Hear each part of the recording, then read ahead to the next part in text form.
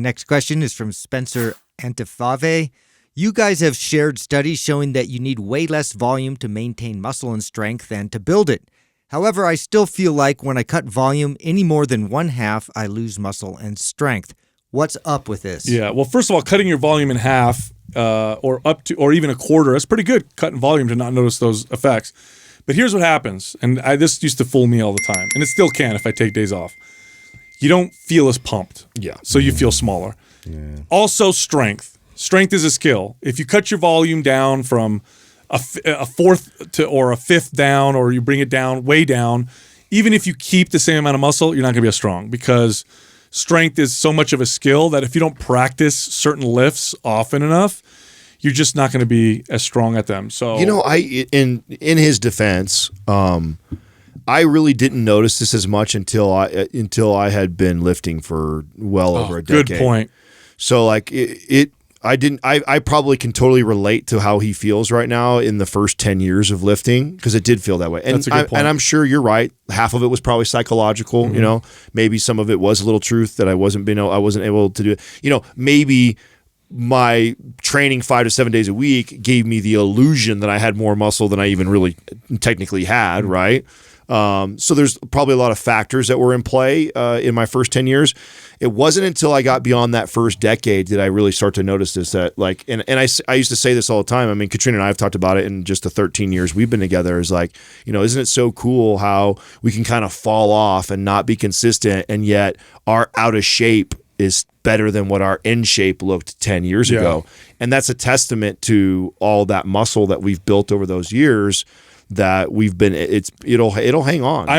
I'm not familiar with any studies that have been done on this. I would love it if there were, for someone to share them, but I doubt it. But I 100% believe that the longer you keep muscle, the easier it is to keep muscle. Yeah. So if you just built 10 pounds of muscle and then you lost it, you'll gain it back faster. Sounds like a Dr. Andy Galpin study. Totally. Yeah. I was just going to say that. I wonder if he has. I would have to ask him. I wouldn't be surprised. That would be a good, you know, and to that point, I tell you what, the biggest leap in my entire training career came from my the competitive run. I had never trained so consistently, put on so much muscle than in those 3 years.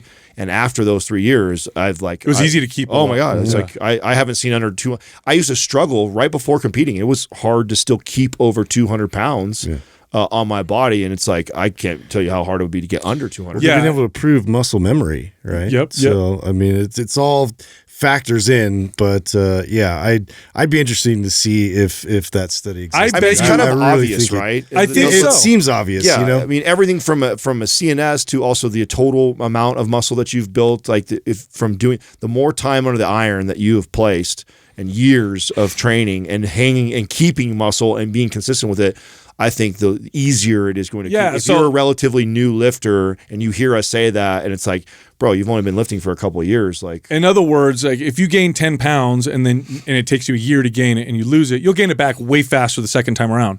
However, if you gain 10 pounds and keep that 10 pounds for 10 years, I bet you lose it way slower. Yeah, it's like hardwired. It's like a part of who you are. And I 100% look. Well, who's another good example? Remember Pekulski?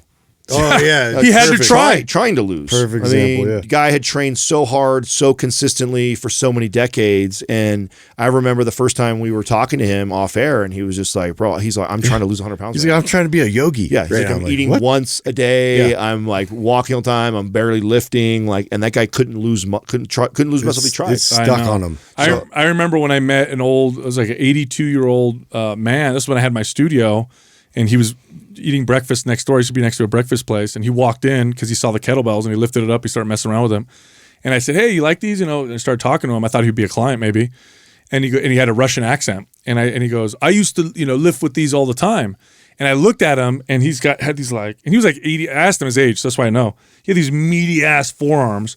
I'm like, "You train with kettlebells?" And he goes, "Yeah, in Russia," and he goes, "I used to compete for the Soviet Union." So he was an Olympic lifter.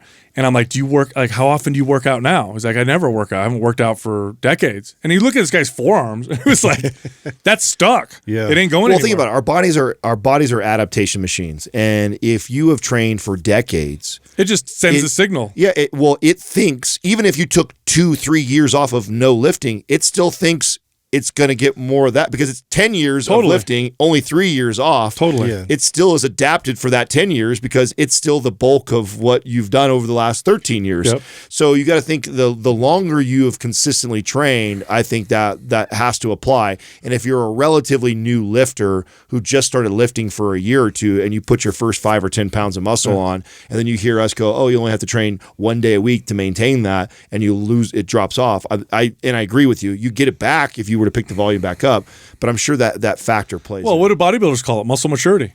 You know, they have competitive bodybuilders that hit the stage and they're huge and they're ripped, but they don't look the same as the more seasoned bodybuilders. And they say, oh, you got to be training more for that muscle maturity, which is a weird term, but they're talking about the quality of the look to muscle.